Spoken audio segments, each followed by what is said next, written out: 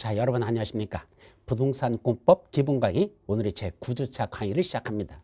근데 원래는 9주차 강의가 마무리 강의로 돼 있었는데 계획상으로는 근데 이건 10주차로다 일주일을 더 늘려서 다음 주까지 강의를 마무리하도록 합니다. 왜냐하면 부동산공법의 내용이 너무 많은데 이걸 또 시간에 쫓겨서 급하게 나간다고 가진다나 따라하기 벅차 죽겠는데 너무 급하게 나가는 것도 좋은 게 아닌 것 같아가지고 강의를 조금 더 시간을 늘려서 강의하도록 합니다.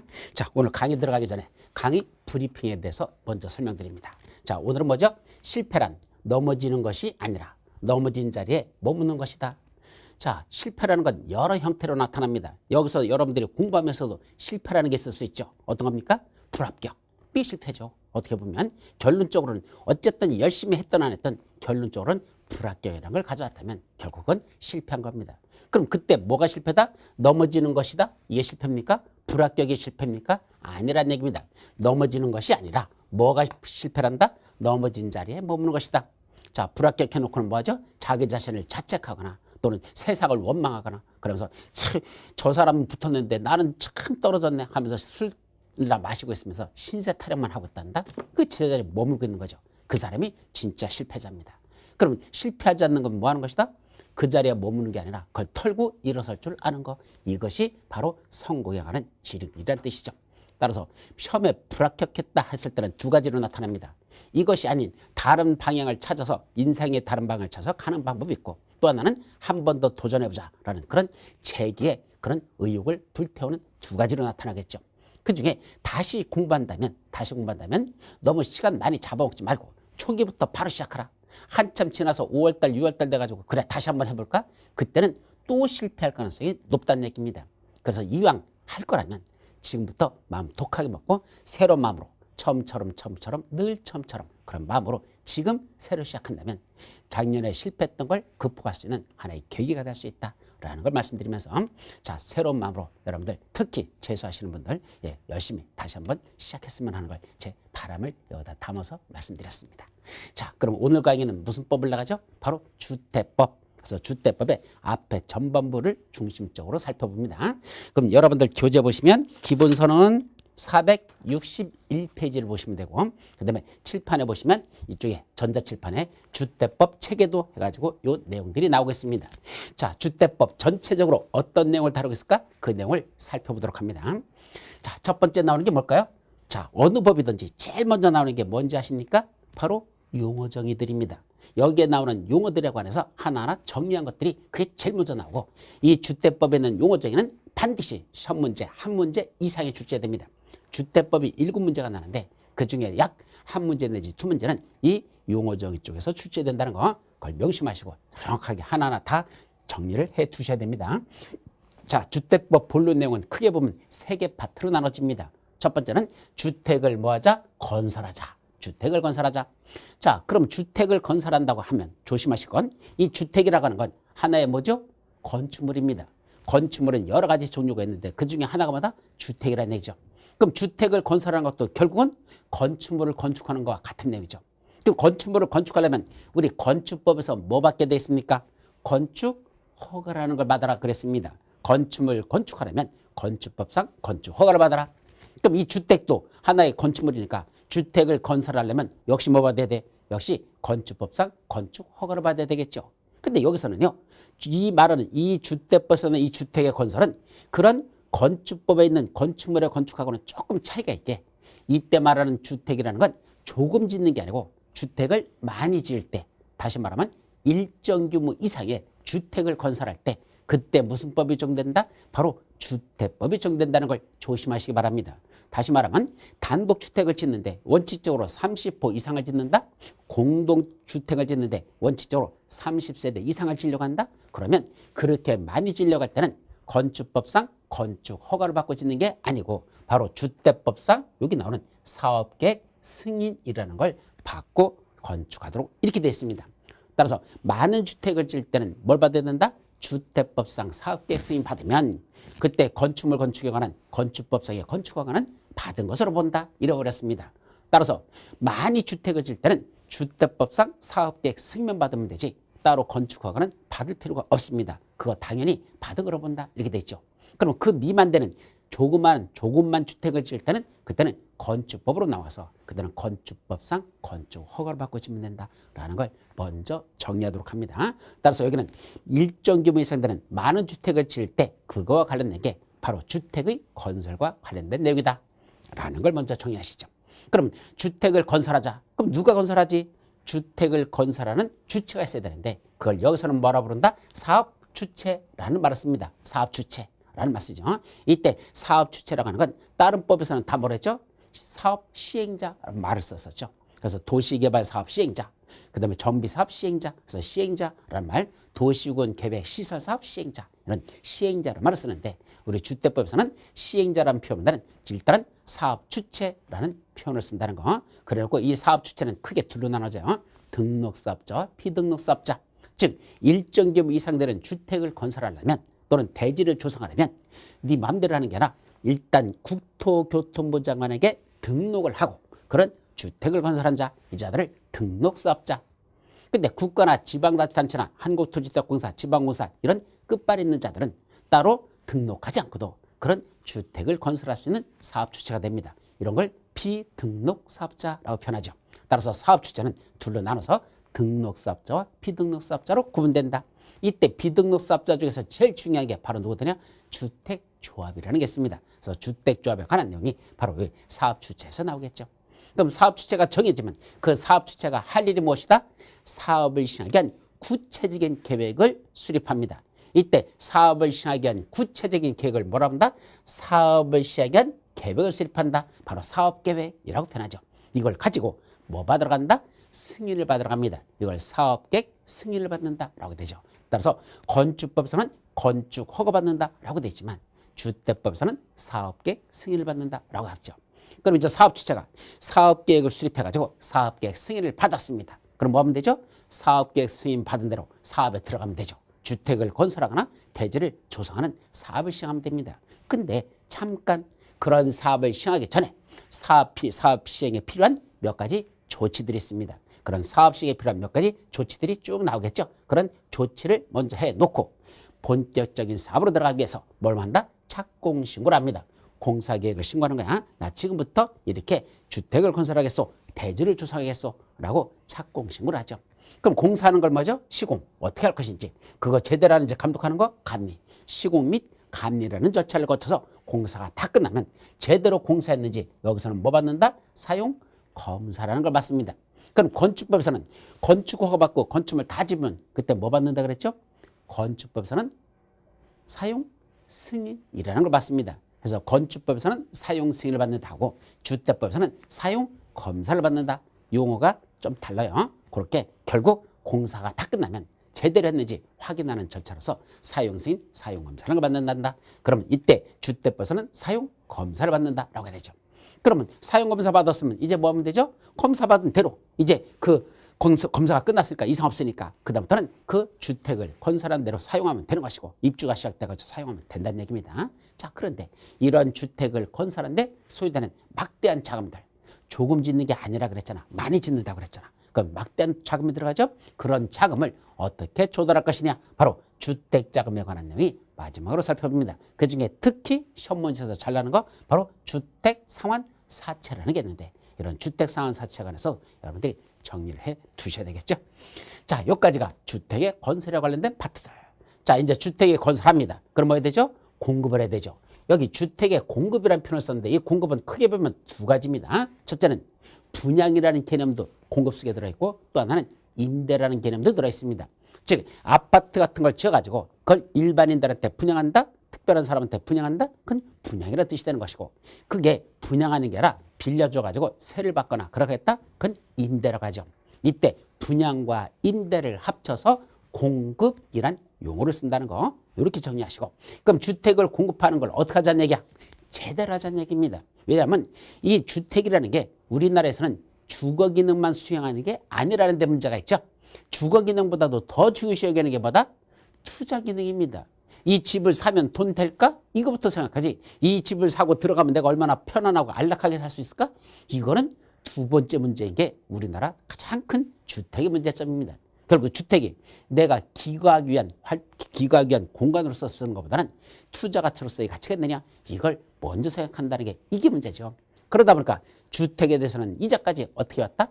투기 바람이 정신없이 불어왔었습니다. 그걸 어떻게 제대로 공급할 것이냐, 이게 주택법에 나오는 가장 핵심적인 내용이 되겠습니다.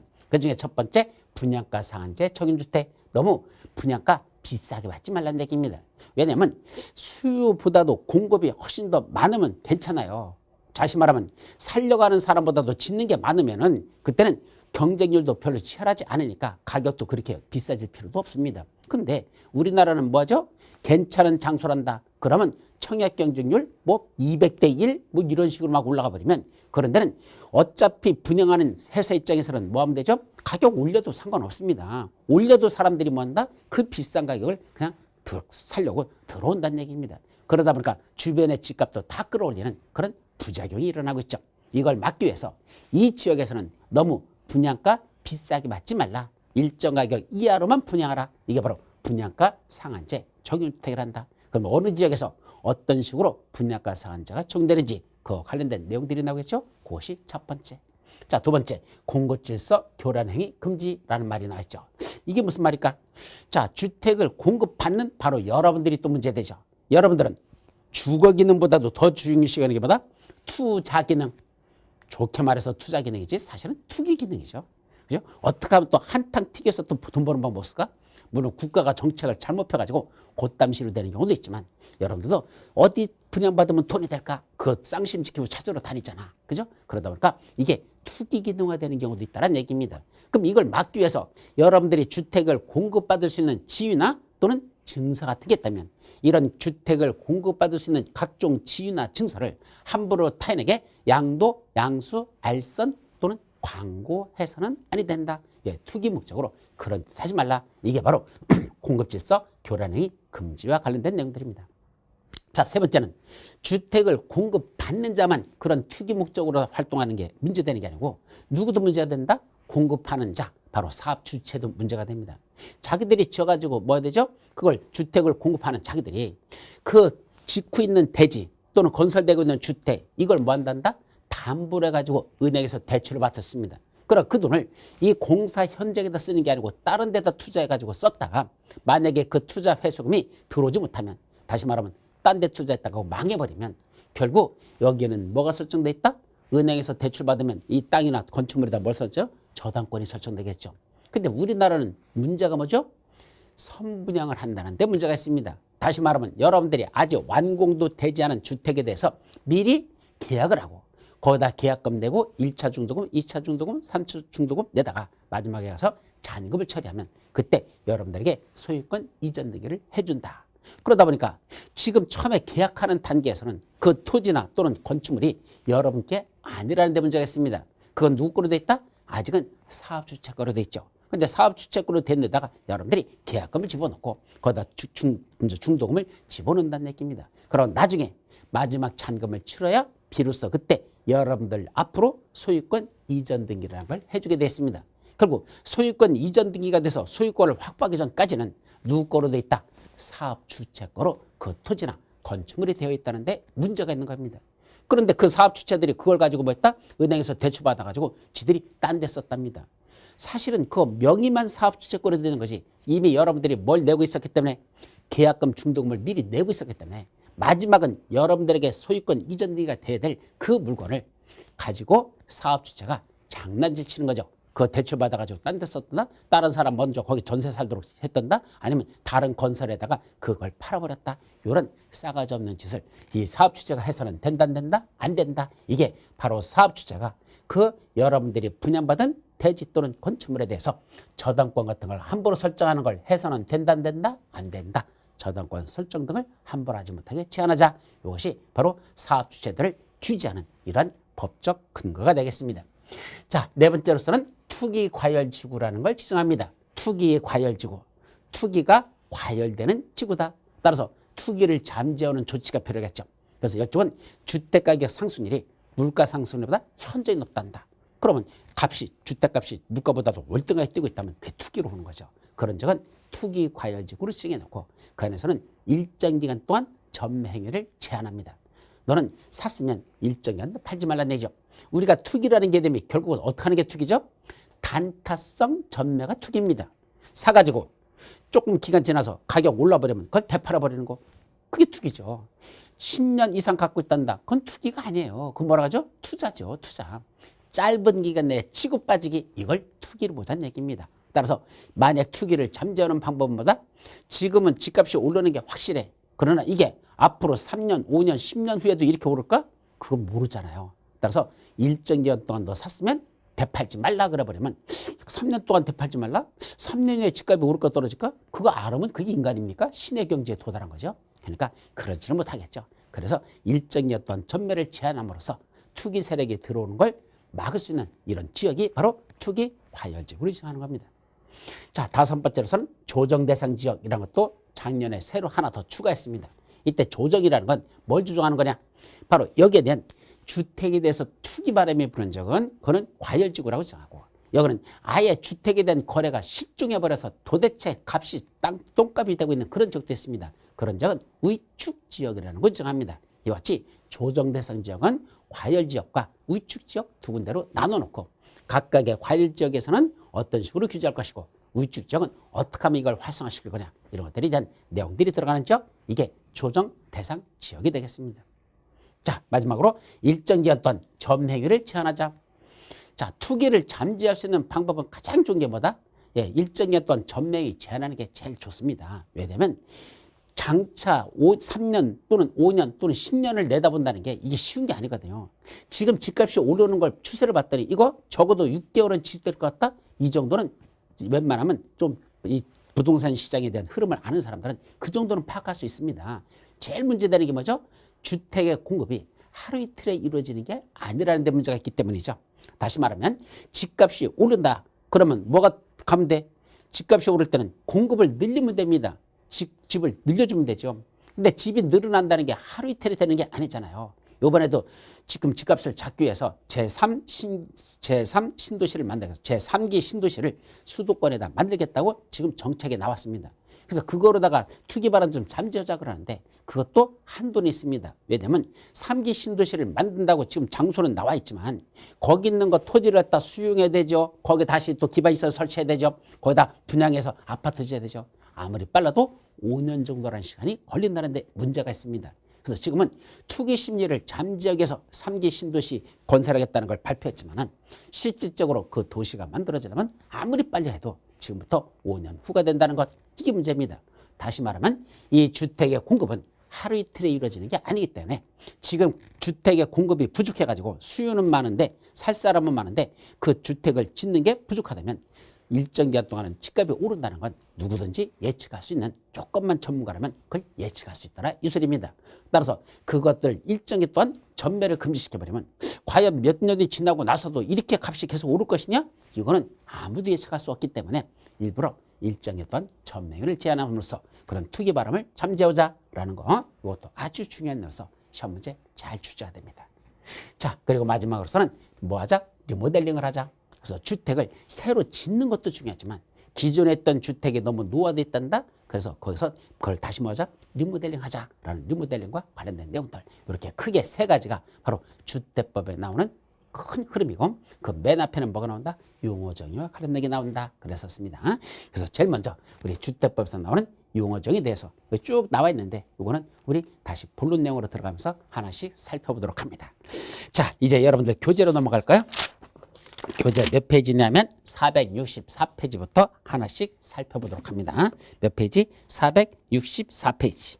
첫 번째 나오는 게 용어정의에서 뭐가 나오죠? 주택이란 개념이 나옵니다. 그래서 이때 주택과 관련된, 그래서 첫 번째 나오는 건 주택의 개념이 돼서 나오죠. 그래서 뭐가 주택이냐 했더니 주택이란 세대의 구성원이 장기간 독립된 주거 생활을 할 수 있는 구조로 된 건축물의 전부 또는 일부 및 그 부속 토지를 말한다라고 되어 있죠. 자, 첫 번째 나오는 게 세대의 구성원이 그랬으니까 이때 세대라는 건 우리 가족으로 보시면 되죠. 우리 가족의 구성원들이 뭐 한답니까? 독립된, 장기간 독립된 주거 생활을 할 수 있는 구조라. 장기간, 오랜 기간 동안 독립된 주거 생활, 옆집과 우리 집이 구분되는 그런 독립된 주거 생활을 할 수 있는 그런 구조로 된 뭘 말한단다? 건축물의 전부 또는 일부 및 그 부속 토지를 말한다. 이때 건축물의 전부 하면 전체를 아파트로 만들었으면 전부. 밑에 1, 2층은 상가로 만들고 위에만 주택으로 졌다. 흔히 말하는 주상복합으로 졌다면 그때는 건축물의 일부. 그것만 주택으로 본다는 얘기죠. 그 다음에 밑 그 부속 토지를 말한다. 자, 여기서 말한 그 밑 부속 토지를 말한다. 그랬으니까 뭐만 주택이 아니고 건축물만 주택이 아니고 그 건축물인 주택이 있는 땅도 뭐로 본다? 그것도 주택에 포함시킨다는 거. 그래서 우리가 여기 나오는 주택의 건설이라는 파트가 있다 그랬었죠? 이때 바로 주택의 건설이라는 말을 쓸 때 이때 주택의 건설에는 두 가지가 들어있다는 거. 협의에 건축물만 짓는 주택 건설하고 그 부속 토지인 대지를 조성하는 것. 이 두 가지를 합쳐서 뭐라 부른다? 우리 주택법에서는 주택의 건설이라는 말을 쓰고 있다는 거. 그래서 주택의 건설하면 건축물 짓는 것만 주택 건설이 아니고 그 주택이 있는 땅, 부속 토지 그것까지도 조성하는 것. 이걸 대지 조성이라고 표현하고 두 가지를 합쳐서 주택의 건설 개념으로 본다는 걸 이해하시기 바랍니다. 자, 이때 주택은 단독주택과 공동주택으로 구분한답니다. 그래서 이제 그 다음에 나오는 게 주택의 종류에 관해서 나오겠죠. 그래서 주택에는 뭐가 있을까? 종류는 여러 가지 방법으로 이걸 분류합니다. 그 중에 첫 번째가 단독주택과 공동주택으로 구분하는 방법. 단독주택과 공동주택으로 구분하는 방법. 자, 그 내용들은 읽어보시고 중요한 게 뭐죠? 여기서 단독주택에는 몇 가지가 있다? 세 가지만 단독주택으로 봅니다. 그럼 우리 건축법으로 가볼까? 건축법에서도 용도 변경에 관한 내용에 가보면 그때 주택의 종류가 있었죠. 그래서 주택도 단독주택과 공동주택으로 구분한다. 그 건축법에서도 나왔었습니다. 그때 단독주택에는 뭐가 있단다? 단다다공, 단독주택, 다중주택, 다가구주택, 공관 이렇게 네 가지를 우리 건축법에서는 그걸 단독주택으로 봤었습니다. 그죠? 근데 여기는 뭐가 빠졌습니까? 공관이라는 개념이 빠졌습니다. 그래서 주택법에서 이 단독주택에는 공관, 즉 대법원장 공관, 국무총리 공관, 청와대도 대통령 공관입니다. 청와대도 단독주택이에요. 근데 그거는 주택법에서는 단독주택의 개념에서 삭제됐다는 거, 그거를 조심하시고. 그럼 공동주택에는 여기서는 또 몇 가지 있죠? 역시 세 가지. 아파트, 연립주택, 타세주택 이 세 가지만 뭐로 본다? 공동주택의 개념에 들어있습니다. 그러면 우리 건축법에서는 또 공동주택에는 몇 가지가 있었죠? 네 가지가 있었습니다. 아연다기. 기억나죠? 아연다기. 아파트, 연립주택, 다세주택, 기숙사라고 있었는데 거기서 뭐가 빠진다? 건축법에 있던 공동주택인 기숙사는 우리 주택법에서 이 공동주택은 제외시킵니다. 그럼 기숙사는 어디 들어갈까? 그건 여러분들 교재 넘어가시고 468페이지 맨 위에 보시면 주택에 준하는 시설로서 뭐가 있단다? 준주택이라는 개념이 나옵니다. 바로 그 준주택 속에 첫 번째 기숙사라는 게 거기 들어있습니다. 따라서 결론적으로 말씀드리면 건축법에서는 공동주택에 네 가지가 있는데 아연다기, 아파트, 연립주택, 다세주택, 기숙사 네 가지가 있는데 그중에 뭐는 빠진다? 기숙사는 주택법에서의 공동주택에서는 제외된다. 예, 기숙사는 공동주택의 개념에서 제외된다는 거. 무슨 법에서? 주택법에서는 제외된다는 거. 그럼 그건 어디 간다? 주택으로 보지 않고 준주택의 개념 속에 기숙사가 포함되어 있다라는 걸 조심해서 기억하시기 바랍니다. 자, 다시 돌아서 465페이지에 국민주택과 민영주택이라는 개념이 또 구분됩니다. 이것도 아주 중요하죠. 중요 중에 무슨 주택? 국민주택과 민영주택이라는 걸 구분하자라는 개념입니다. 자, 먼저 국민주택이라는 게 뭘 국민주택이랄까? 거기 국민주택이란 다음의 어느 하나에 해당하는 주택으로서 국민주택 규모 이하인 주택을 말한다 라고 됐습니다. 그럼 다음에 어느 하나의 주택 해놓고 몇 가지가 있다? 두 가지. 그 두 가지. 첫째는 국가, 지방자치단체, 한국토지주택공사 및 지방공사가 건설하는 주택. 여기 국가, 지방자치단체, 한국토지주택공사, 지방공사 이 네 명을 뭐라 부른다? 공공건설 사업주체라고 표현합니다. 그러면 이 공공건설 사업주체 네 명이 건설하는 주택인데 그 다음에 뭐가 들어가죠? 국민주택 규모 이하로 건설한다면 반드시 뭐가 들어간다? 국민주택 규모 이하로 하는 규모로만 건설할 때 이걸 뭐라고 한다? 그걸 국민주택이라 하자. 결국 공공건설 사업주체들이 건설하는데 85제곱미터 이하로 지었다. 원칙이야. 그러면 이게 국민주택 규모인데 그러면 이걸 국민주택이라 하자. 또 하나 있죠. 국가나 지방자치단체의 재정의 지원을 받아서 건설했다. 국가나 지방자치단체 그 재정, 그 지원을 받아서 건설했다. 아니면 그 주택도시기금법에 따른 주택도시기금으로부터 자금을 지원받아서 건설했단다. 둘 중에 하나야. 국가나 지방자치단체 재정의 지원을 받거나 주택도시기금의 지원을 받아서 건설했다면 이것도 국민주택이 될 수 있는데 이때 조심할 건 그때도 어떤 규모로만 지어야 된다? 국민주택 규모 이하로만 지을 때. 그러면 그것을 뭐라 부르자? 국민주택이라고 하자입니다. 그럼 결국 밑에 국민주택 규모라는 게 무엇일까라는 개념이 박스 속에 들어있습니다. 첫째, 주택의 용도로만 쓰는 주거 전용 면적이 1호 또는 1세대당 85제곱미터 이하일 때 뭐로 쓰는 게 주거 용도로만 쓰는 주거 전용 면적이 원칙적으로 단독주택은 1호당 85제곱미터 이하일 때 공동주택은 1세대당 85제곱미터 이하로 되어 있다면 이것을 일단은 뭐라 부른다? 국민주택 규모라고 하자.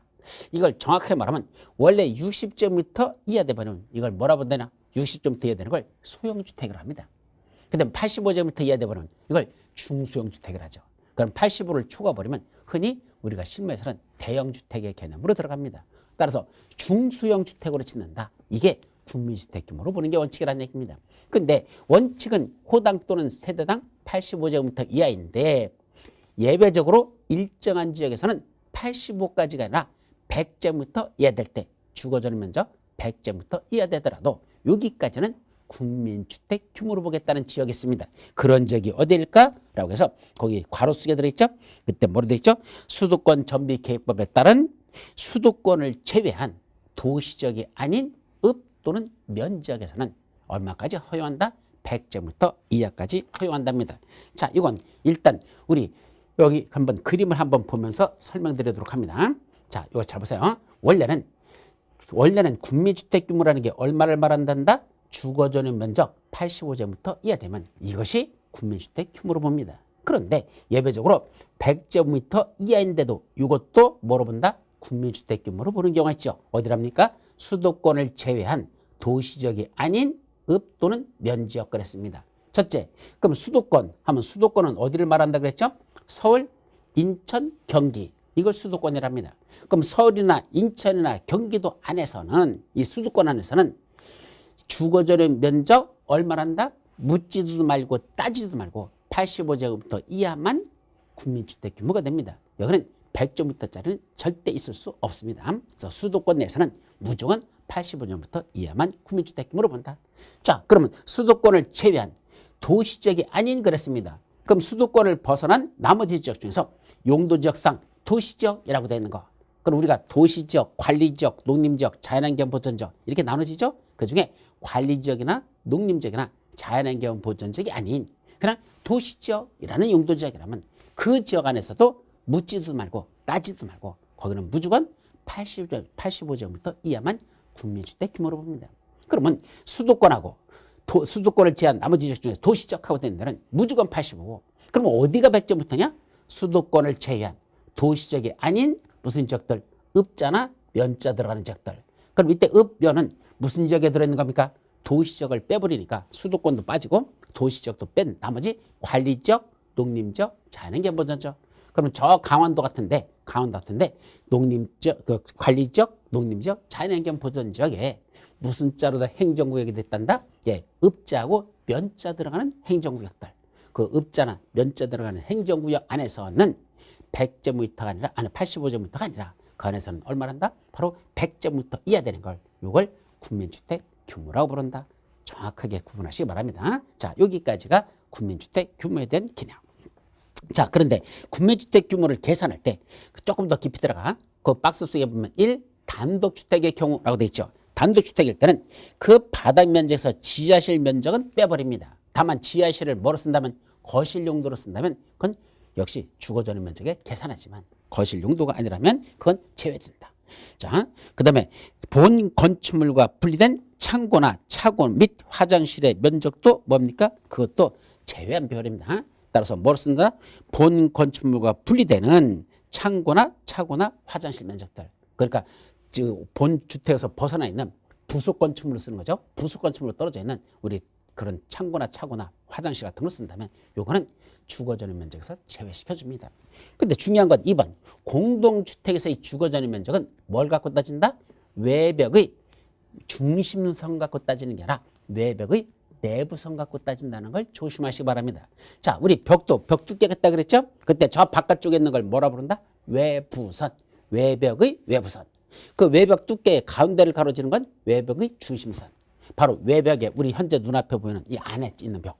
외벽의 안쪽에 보이는 걸 외벽의 내부선이라고 부르는데 바로 요 눈에 보이는 요 내부선을 따라서 이렇게 면적을 치면 요게 바로 뭐가 된다? 요게 공동주택의 주거 전용 면적은 외벽의 내부선을 기준으로 합니다. 그래서 눈에 보이는 치수를 잰다 그래가지고 이 외벽의 내부선을 다른 말로 뭐라 부른다? 안목치수란 말을 써요. 안목치수라는 건 눈으로 보는 대로 재서 면적이다. 그게 안목치수라는 표현을 쓰는데 바로 외벽의 중심선이 아니라 외벽의 내부선을 기준으로 해서 주거 전용 면적을 계산하는 게 공동주택이라는 것 중요한 거니까 기억해 두도록 합니다. 자, 그 밑에 주택의 규모별 건설 비율이라는 게 나오죠. 그때 주택의 규모별 건설 비율은 뭐냐면 어느 일정한 지역에다가 주택을 짓는데 거기다가 국토교통부장이 간섭을 하겠다는 얘기입니다. 뭘 간섭하죠? 거기다 짓는 건축물의 규모를 너무 큰 것들 짓지 말라 이겁니다. 다시 말하면 국민주택 규모 되는 걸 최소한 일정 비율 이상은 국민주택 규모로 지라고 누가 그렇게 조정할 수 있다? 국토교통부장이 조정할 수 있답니다. 자, 예를 들면 요 지역 안에서는 야 적어도 국민주택 규모 되는 게 어느 퍼센트 몇 퍼센트 이상은 돼야 된다. 전체 100% 중에서 예를 들면 여기 70%는 국민주택 규모로 줘야 된다. 이상은 국민주택 규모로 이렇게 조정할 수 있다는 얘기입니다. 그럼 최대 얼마까지 그렇게 할 수 있을까? 그게 원칙적으로는 사업주체가 건설하는 주택의 75%의 범위에서 일정 비율 이상을 국민주택 규모로 짓도록 조정할 수 있답니다. 자, 원칙은 여기에 1000세대를 짓는답니다. 그럼 1000세대 짓는데 75% 하면 얼마 되죠? 750세대가 되죠. 그럼 1000세대 짓는 것 중에서 750세대를 짓게 할 것인지 700세대를 할 건지 600세대를 할 건지 500세대를 할 건지는 누가 정한다? 국장이 비율을 정해줍니다. 그래서 예를 들면 60% 하면 얼마가 되죠? 그때 75% 이하에서 정하는 거야. 이하의 범위 내에서 정하는 거니까 60%라고 하면 적어도 1000세대 중에서는 600세대 이상이야 국민주택 규모로 지라는 얘기입니다. 이게 바로 75% 이하의 범위 내에서 정해주는 비율 이상을 국민주택 규모로 자라 했으니까 75%로 할지 70%로 할지 60% 할지 국토교통부장이 정해지면 그 정해진 그 비율 이상을 국민주택 규모로 지어야 된다라는 뜻이 되는 거죠. 다만 누가 짓는답니까? 주택조합이나 고용자가 주택을 건설한다면 좀 이따 나와요. 주택조합, 고용자. 이 자들은 몇 퍼센트? 100% 이하의 범위 내에서 정해주는 비율 이상입니다. 따라서 주택조합이 여기다 1000세대를 지려고 한대. 그러면 국장이 뭐라고 정할 수 있다?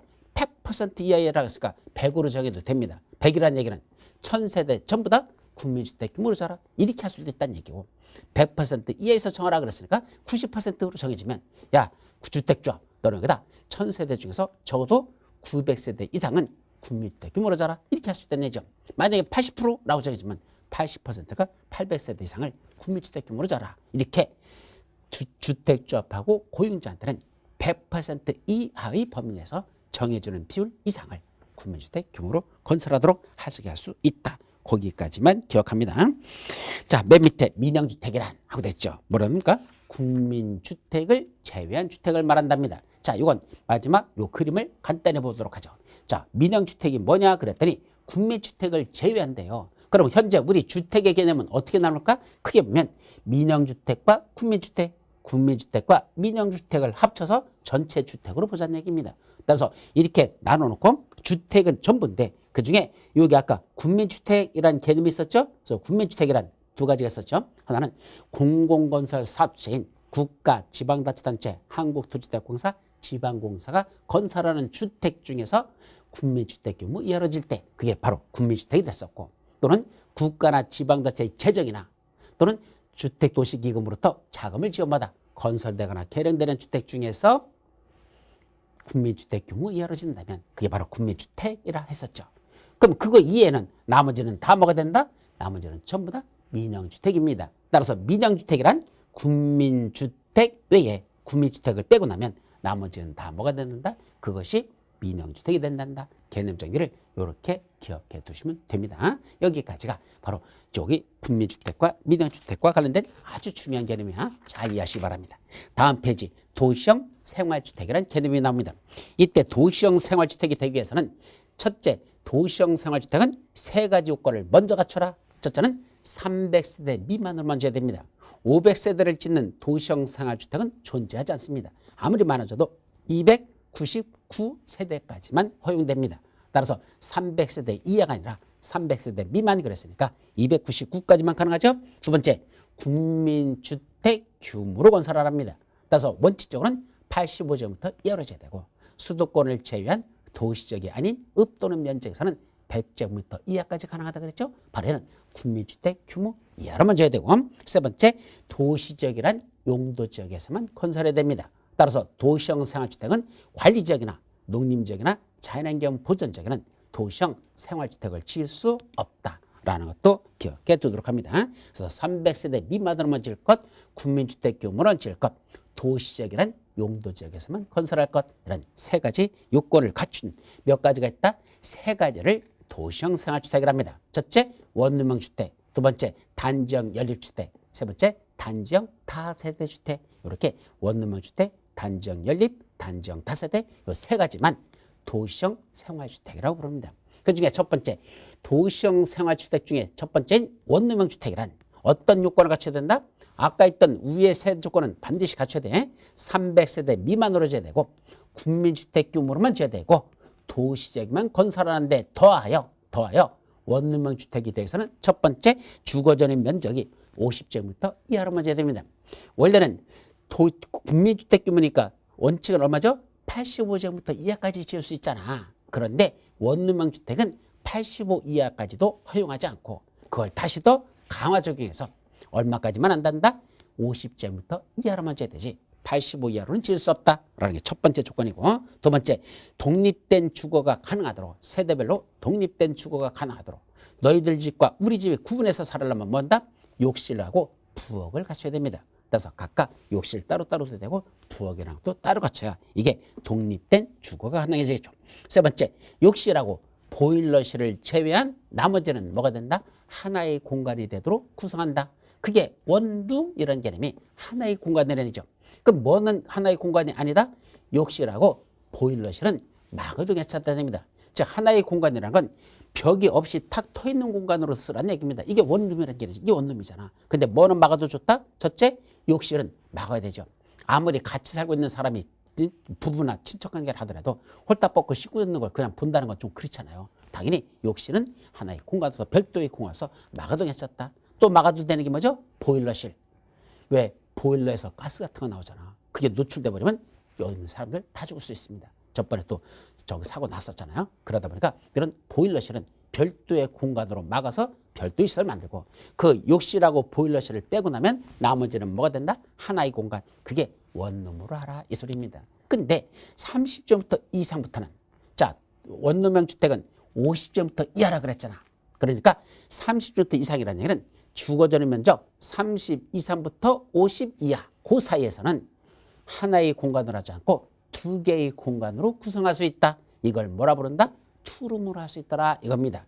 따라서 원룸형 주택은 원칙은 하나의 공간으로 하지만 욕실하고 보일러실을 제외한 나머지는 하나의 공간으로 하는 게 원칙이지만 30제곱미터 이상부터 50제곱미터 이하까지는 그때는 원룸이 아니라 투룸, 두 개의 공간으로 구성할 수 있다라는 거 말귀를 잘 새겨 들으시기 바랍니다. 네, 그 네 번째로서는 지하층에는 세대를 설치하지 아니할 것. 즉 원룸형 주택은 지하층에는 원룸형 주택을 설치할 수 없게 됐습니다. 이런 네 가지 요건을 갖추면 이걸 원룸형 주택을 하자. 반면에 단지형 연립주택은 무슨 주택 중에서 원룸형 주택이 아닌 연립주택들, 원룸형 주택이 아닌 연립주택, 이것도 단지형 연립인데 이 단지형 연립도 조건은 300세대 미만만 지어야 됩니다. 국민주택 규모로만 지어야 됩니다. 도시적이만 건설해야 단지형 연립주택이 될 수 있습니다. 다만 건축인의 심의를 거치면 원래는 연립주택은 주택으로 쓰는 게 4계층 이하만 질 수 있게 돼 있거든요. 근데 이때는 주택을 쓰는 걸 몇 층까지 지을 수 있다? 5계층까지 지을 수 있도록 이렇게 허용해 주는 게 단지형 연립주택이다. 건축인의 심의를 거치면 주택으로 쓰는 층수를 5계층까지 가능합니다. 단지형 다세대는 원룸의 주택이 아닌 다세주택인데 우리 연립하고 다세대 구분했었죠? 근데 이때도 다세대도 주택으로 쓰이는 층수는 원래 4계층만 가능하지만 이 단지형 다세대 주택은 건축인의 심의를 거치면 주택으로 쓰는 층수를 5계층까지 가능하도록 된다는 것, 거기까지 기억하죠. 자, 그 밑에 나는 건축 제한이 뭐죠? 하나의 건축물에는 도시형 생활주택과 그 밖의 주택을 함께 건축할 수 없도록 규제합니다. 그게 대원칙입니다. 왜 그럴까요? 하나의 건축물에서 동일한 건축물 내다가 여기 하나의 건축물을 이렇게 했는데 이 하나의 건축물에다가 뭘 같이 짓는 건 안 된단다. 여기다 도시형 생활주택하고 그 밖의 주택은 함께 지을 수 없답니다. 여기다 도시형 생활주택을 짓고 여기다 그 밖의 주택을 짓는다. 이거는 함께 짓는 건 된다 안 된다? 안 된다. 이거 안 된답니다. 왜 이렇게 만들었죠? 가장 문제가 되는 게 도시형 생활주택은 주차 공간 면적에 대한 완화 규정을 적용됩니다. 다시 말하면 도시형 생활주택은 주차장을 확보하는 이 공간이 그 밖에 다른 아파트나 그 밖에 연립이나 이런 것보다는 훨씬 더 완화 적용해가지고 주차장을 조금만 확보해도 되거든요. 그럼 이 밑에다 지하층에다가 지하 주차장을 확보했는데 도시형 생활주택하고 그런 아파트를 같이 줘버리면 아파트는 1세대당 차량 1.2대를 세울 수 있는 공간을 확보하라 이렇게 됐습니다. 아파트에서는 예를 들면 1세대당 자동차 세울 수 있는 주차 공간 1.2대 공간, 따라서 1000세대라면 자동차 1200대를 세울 수 있는 주차 공간을 확보하라 이런 뜻입니다. 그런데 이 도시형 생활주택은 그 반밖에 안 되는 경우가 많거든요. 그러다 보니까 1000세대 도시형 300세대 미만이니까 299세대까지 지었단다. 그러면 그때 밑에 짓는 건 실제로 150세대도 안 되는 150개 정도 주차장만 확보하면 되는 이런 식으로 반만 확보해도 되는 경우가 존재한다니까. 그러다 보니까 같은 건물을 쓰고 있으면서도 그 밖의 주택은 1.2대를 확보하고 도시형 생활은 뭐 0.5대, 0.6대만 확보해버리고 이렇게 해버리면 형평성이 이 그 밖의 주택을 가진 사람이 훨씬 더 불리해지겠죠. 그래서 원칙적으로 도시형 생활주택과 그 밖의 주택은 같은 건축물에서는 함께 건축할 수 없도록 하는 게 대원칙이다. 이런 뜻이고. 그런데 그 밑에 나오죠. 그런데 다음의 경우에는 예외를 한다. 그래놓고 이제 같은 건축물 안에서 도시형 생활주택과 그 밖 주택을 같이 짓는 경우도 있습니다. 어떤 거죠? 첫째가 원룸형 주택. 그럼 원룸형 주택이라는 건 아까 말한 아파트하고 비슷한데요. 짓는 게 뭐죠? 여기 원룸으로 짓으니까 50제부터 이하로만 짓는다 그랬잖아. 그럼 이렇게 해서 원룸형 주택을 짓습니다. 그럼 최대 299세대까지 짓는다 그랬죠. 300세대 미만으로 짓습니다. 그런데 이렇게 짓고 이걸 분양을 하지 않고 이 건축주가 지가 다 소유하는 경우가 있습니다. 물론 공동주택이니까 주택수가 299주택을 갖고 있는 거와 똑같은 거죠. 근데 이런 299세대를 져가지고 이걸 분양을 하지 않고 임대를 해버리면 주인은 뭐라 부른단다? 자, 임대해가지고 한 달에 임대 월세만 50만 원만 받는다 쳐봐. 그럼 도대체 이게 얼마입니까? 299 계산하기 복잡하다. 그럼 200세대만 줬다 쳐봐. 200세대가 월세 곱하기 50만 원 해보십시오. 얼마가 됩니까? 그럼 50만 원, 500만 원, 5천만 원, 1억이네. 그죠? 한 달에 얼마 들어간다? 예, 1억이란 월세 수입이 들어옵니다. 이런 사람을 뭐라 부른다? 부자라고 부르겠죠. 당연히. 그럼 이런 부자가 1억씩이나 받는 사람이 이걸 뭐 하고 싶더라? 자기가 직접 관리하고 싶습니다. 옆에 있는 부동산에다 내놓지 않고 자기가 직접 관리하겠답니다. 그럼 지가 관리하려면 여 중에 방 하나를 작별을 해야 되는데 이런 한 달 월세 수입이 1억 되는 사람이 50제부터 이하 되는 주택에서 산단다? 이것도 또 문제가 있잖아. 그래서 뭘 만들어줬습니까? 아니래. 85제부터 초과되는 주택 1세대를 하나를 여기다 추가적으로 더 지을 수 있게끔 해주겠답니다. 그래서 옥상 같은 데다가 더 꼭대기다가 85제부터를 초과하는 주택 1세대. 바로 그걸 다른 말로 뭐라 그런다? 그걸 주인집이라고 그러고 바로 그 주인집만 따로 하나를 더 짓는 거. 된다 안 된다? 된다. 그래서 원룸형 주택과 85제부터 초과하는 주택 1세대를 함께 건축할 수 있습니다. 그게 첫 번째 내용이고 두 번째는 무슨 지역에서만 준주거 지역하고 상업지역 합쳐서 뭐라 그런다? 준상위 지역. 준주거지역과 상업지역 합치면 준상이라는 뜻이죠. 그 준상위 지역에다가 원룸형 주택과 도시형 생활주택, 외주택을 함께 짓는 것도 됩니다. 자, 원칙은 도시형 생활주택과 그 밖의 주택은 안 된다 그랬는데 무슨 지역에서만? 준주거지역하고 상업적인 준상위 지역에서만은, 이 준상 지역에서만은 뭐 짓는 것 같았나? 저기다 원룸형 주택하고 플러스 그 밖의 주택을 함께 짓는 것. 그러니까 원룸형 주택하고 아파트 같이 짓는 거 가능하다 불가능하다? 요거는 가능하다는 거 그것도 기억해 두도록 합니다. 자, 두 번째로서는 하나의 건축물에 같이 짓지 못하는 게 있습니다. 이 도시형 생활주택은 아까 세 가지로 나눠졌었죠. 그중에 단지형 연립주택 또는 단지형 다세주택과 원룸형 주택은 함께 건축할 수 없다라고 되어 있습니다. 말귀를 잘 보세요. 단지형 연립주택 또는 단지형 다세대 주택과 원룸형 주택은 함께 건축할 수 없다. 그러면 이게 또는 자가 붙으면 무슨 뜻이라고 했죠? 둘 중에 하나, or 둘 중에 하나라는 뜻이죠. 그래서 단지형 연립주택이나 또는 단지형 다세주택 둘 중에 하나하고 그리고 원룸형 주택과는 함께 건축할 수 없다 그랬습니다. 결국 번역해보면 단지형 연립과 원룸형 주택 함께 건축할 수 없고 단지형 다세대 주택과 원룸형 주택도 함께 건축할 수 없다. 이렇게 여러분들이 해석하시면 되는 겁니다. 자, 여기까지가 도시형 생활주택에 관한 아주 시험 문제 많이 났었죠.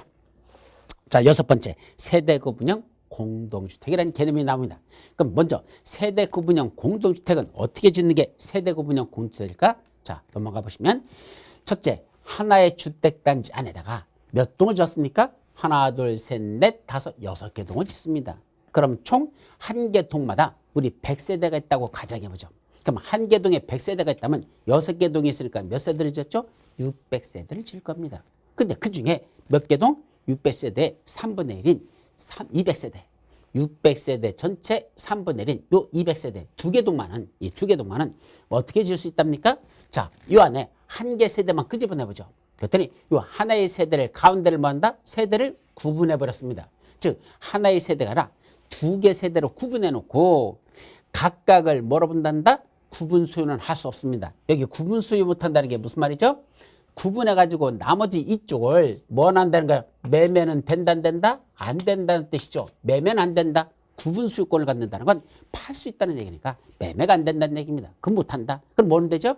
임대만 가능하다는 얘기입니다. 그래서 매매는 안 되고 그 옆부분은 임대만 할 수 있도록 하자. 이게 바로 하나의 아파트를 치면서 가운데 세대를 구분해놓고 이쪽 나머지 부분에 대해서는 임대만 가능하지 구분 소유권을 해서 매매하는 건 안 되도록 이렇게 됐습니다. 근데 법적으로는 두 개 세대로 볼까? 하나의 세대로 볼까? 하나의 세대로 본다는 게 중요합니다. 두 개 세대로 구분했지만 일부는 임대만 시켰으니까 이건 두 개의 세대로 보지 않고 한 개의 세대로 보겠다. 이렇게 바로 세대 구분형 공동주택의 기본적인 개념입니다. 그래서 세대 구분형 공동주택의 기본적인 개념은 하나의 세대를 둘로 구분하는데 이 구분된 부분은 구분 소유는 할 수 없고 법적으로는 합쳐서 하나의 세대로 본다. 이런 뜻이죠. 그래 놓고 요 세대를 어떻게 나눈 거죠? 세대 구분형 공동주택은 욕실과 서로 독립된 주거 생활을 할 수 있도록 욕실과 부엌과 현관을 따로 둬야 됩니다. 따라서 이쪽으로 들어가는 현관 따로 있고 이쪽으로 들어가는 현관 따로따로 현관을 만들어야 된다. 또 아까 독립된 주거 생활을 한 건 기본적으로 욕실하고 부엌은 따로따로 설치한다. 그래서 욕실과 부엌과 현관까지도 각각 따로 설치할 것. 이게 세대 구분형 공동주택의 첫 번째 조건. 두 번째는 연결문 또는 경량부지의 경계복으로 설치할 것. 자, 무슨 말이죠? 지금은 구분되지만 나중에 뭐도 할 수 있다? 통합해서 하나로 사용할 수도 있습니다. 세를 주는 동안만 구분되지 나중에 저 세 빠져나와서 그냥 전체를 다 쓰겠다 할 수 있죠. 그러려면 뭐 해야 된다? 가운데 연결하는 연결문을 설치하거나 아니면 이 세대를 나누는 경계벽을 경량구조로 한단다. 경량구조가 뭐죠? 탈부착이 가능한 거. 떴다가 붙였다 할 수 있는 게 이게 경량구조라는 거거든. 그렇게 해서 언제든지 두 개 세대를 하나로 합쳐서 쓰는 것도 가능하도록 하자. 이게 두 번째 조건이고 세 번째가 전체 세대수의 3분의 1 이하만 세대 구분형 공동주택입니다. 따라서 전체 세대수 600세대 중에서 3분의 1인 200세대 이하만 세대 구분형 공동주택을 가능하고 또 그것만이 아니고 전체 주거 전용 면적 중에서 자 여기에 주거 전용 면적은 왜 또 다르죠?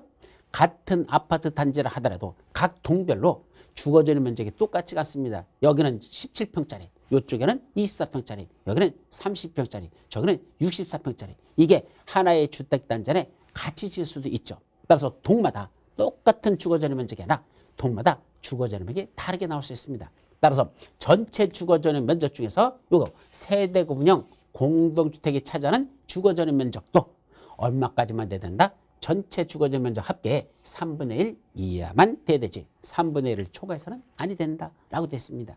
따라서 전체 주거 전용 면적 중에서 세대 구분형 공주택은 세대수도 3분의 1 이하만 차지해야 되고 주거 전용 면적도 전체 주거 전용 면적 합계의 3분의 1 이하로만 돼야 된다. 그런 요건을 갖추면 뭐가 된다? 세대 구분형 공동주택이 된다. 그렇게 여러분들이 이해하시면 됩니다. 자, 그 다음에 그러면 왜 저렇게 만들었을까? 3분의 1 이하란 말 마지막 정리하자. 왜 3분의 1 이하만 세대수로 돼야 되고 주거 전용 면적 합계도 그거에 3분의 1만 할까? 역시 주차장 공간 때문에 그렇습니다. 왜냐면 자 나머지 세대는 주인이 그냥 살거나 아니면 임대만 줘가지고 하나만 세대만 살아. 그런데 이쪽은 하나의 세대가 아니라 몇 개 세대가 산다? 2개 세대가 살고 있습니다. 그럼 두 개 세대로 구분되면 각 세대별로 뭐가 있단다? 자동차를 따로따로 가지죠.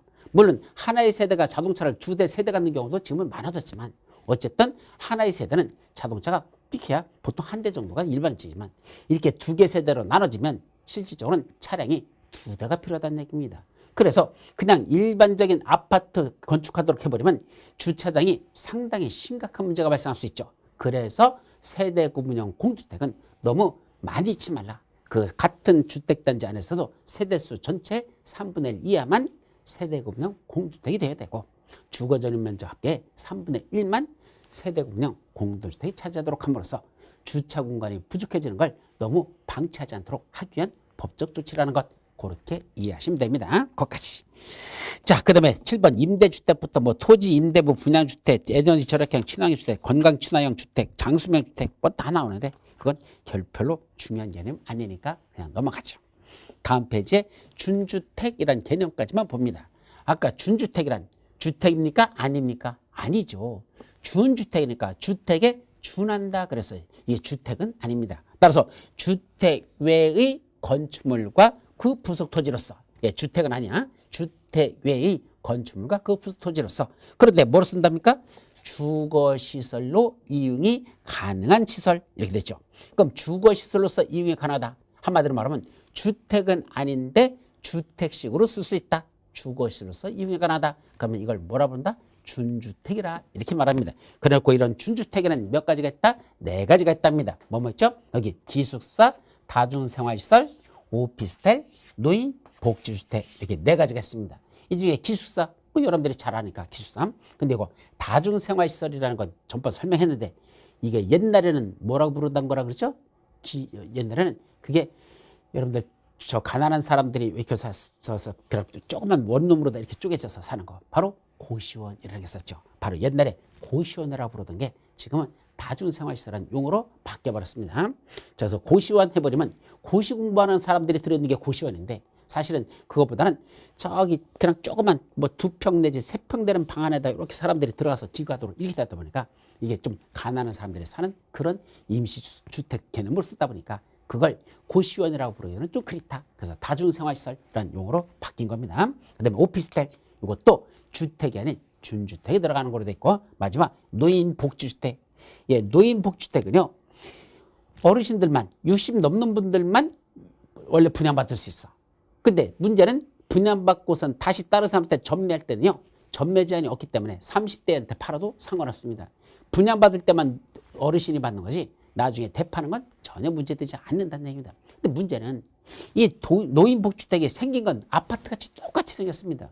대신 어르신들의 좀 필요한 시설이 좀 더 많이 추가됐다 뿐이지 사실은 아파트와 똑같습니다. 그런데 문제는 노인복지주택은 주택으로 본다 본다? 안 봅니다. 아파트 아니라는 걸 조심합니다. 따라서 그거는 그냥 일반적인 시설에 들어가지 주택으로 들어가지 않기 때문에 뭐 2년 지나고 나면 뭐 거기서 살았으면 양도세 면제받는다? 안 그렇습니다. 이거는 일반 상가파는 거와 똑같기 때문에 양도소 때 낼 거 다 내야 된다는 거. 그래서 이 노인복지주택을 가지고 있는 사람들이 불만이 상당히 많아요. 이것도 우리 아파트식으로 그냥 공동주택 인정해 주세요 라고 신청했는데 아직은 그게 받아들이지 않고 있는 게 바로 노인복지주택이라는 거. 그럼 주택이 아니면 주택이라는 말을 붙이지 말았어야 되잖아. 어떤 또라이가 주택이라는 말을 붙여놔가지고 사람을 헷갈리게 만들어놓고 나중에 분양받은 사람들이 상당히 힘들어하는 이런 것들이 바로 노인복지주택인데 요거는 준주택에 해당한다는 거. 자, 여기 다중생활시설이 두 가지겠네. 이종근생과 숙박시설 두 가지로 나눠집니다. 이게 무슨 말이냐면 하나의 동일한 건축물 안에 그때 이 다중생활시설 즉 고시원으로 쓰고 있는 그 바닥면적 합계가 그게 500제부터 미만이면 뭐로 본다? 이종 근린생활시설에 속하는 다중생활시설로 보고 그때 그 바닥면적계가 500제부터를 초과하면 그때부터는 숙박시설의 개념인 다중생활시설로 봅니다. 결국 그 고시원이라는 게 만들어지는데 하나의 그 동일한 건축물 안에서 차지하는 게 얼마 차지한다? 그 바닥면적의 합계가 500제곱미터 미만이면 그때는 이종근생에 속하는 다중생활시설로 보고 500제곱미터 이상 돼버리면 그때부터는 숙박시설에 해당하는 다중생활시설로 보는데 그 두 가지 다 준주택의 개념으로 본다. 두 가지 다 준주택 개념하는 거 여기까지만 여러분들이 기억해 두도록 합니다. 자, 요게 이번 시간 여러분들이 봐야 되는 내용들에 대한 정리를 끝냈습니다. 자, 그러면 이제 우리 주택법 본론 내용 들어가자. 첫째, 주택이란 뭘 주택이란다 그랬죠? 이번 시간 정리야. 주택이란 세대의 구성원이 장기간 독립된 주거 생활을 할 수 있는 건축물의 전부 또는 일부 및 그 부속 토지를 주택을 한다. 따라서 건축만 주택이 아니고 그 부속 토지까지도 주택의 개념에 포함된다는 걸 조심하시죠. 단독주택과 공동주택을 구분했었는데 단독주택에는 공간은 포함되지 않고 공동주택에서도 기숙사는 공동주택의 개념에 포함되지 않는 게 주택법의 개념정의라는 것, 그것도 기억해라 했었죠. 그 다음에 국민주택과 민영주택이라는 걸 구분합니다. 이때 국민주택이란 누가 짓는답니까? 국가나 지방자치단체나 토지주택공사나 지방공사 같은 공공건설 사업주체가 건설하는 주택인데 국민주택 규모 이하로 건설한다면 이것도 국민주택에 속한다. 공공건설 사업주체가 무슨 자금으로 짓냐는 따지지 않고 얘들이 건설하는 주택으로서 국민주택 규모 이하로 짓는다면 그건 국민주택. 두 번째는 사업주체는 따지잖아. 이건 공공건설 사업주체든 민간건설 사업주체든 묻지 않고 국가나 지방자체의 재정이나 주택도시기금의 자금에 지원을 받아서 건설되거나 또는 개량까지도 들어가야만 개량되는 주택으로서 역시 국민주택 규모 이하로 짓는다면 이것도 국민주택으로 본다. 그때 국민주택 규모라는 게 뭘 말할까? 바로 원칙적으로는 호당 또는 세대당 주거전용 면적 85제곱미터 이하가 국민주택 규모인데 예외적으로 수도권을 제외한 도시지역이 아닌 읍 또는 면지역인 이 시골 지역에서는 규모가 원칙적으로 100제곱미터 이하까지를 주거전용 면적으로 아니 국민주택 규모로 봅니다. 자, 그러면 민영주택은 뭘 말한다? 민영주택이란 국민주택을 제외하면 나머지가 뭐가 된다? 그걸 민영주택이라고 표현합니다. 자, 도시형 생활주택이 되기 위해서는 세 가지를 갖출 것. 첫 번째, 300세대 미만으로만 지을 것. 두 번째, 국민주택 규모 원칙 85, 예외 100인데 100은 들어가지 않습니다. 왜? 도시지역에만 짓거든요. 따라서 도시지역에서만 건설하니까 85제곱미터 이하만 포함되지. 도시지역은 묻지도 말고 따지도 말고 국민주택 규모가 85제곱미터 이하니까 그때는 국민주택 규모는 여기선 85제곱미터 이하만 말합니다. 그래서 도시형 생활주택이 되기 위해서는 300세대 미만으로 제되고 국민주택 규모인 85제곱미터 이하로만 제되고 도시지역에만 건설하도록 됐죠. 몇 가지가 있죠? 세 가지. 원룸형 주택, 단지형 연립주택, 단지형 다세대주택 세 가지가 있습니다. 그중에 원룸형 주택은 원칙적으로 뭘 받으면 그때 주거전용 면적 85제곱미터 이하가 아니라 요 원룸형 주택은 50제곱미터 이하만 가능하지 85제곱미터는 안 돼요. 50제곱미터 이하만 가능하다. 또 독립된 주거생활을 할 수 있도록 이 안에다 욕실하고 부엌은 설치할 것. 욕실과 부엌을 설치해야 됩니다.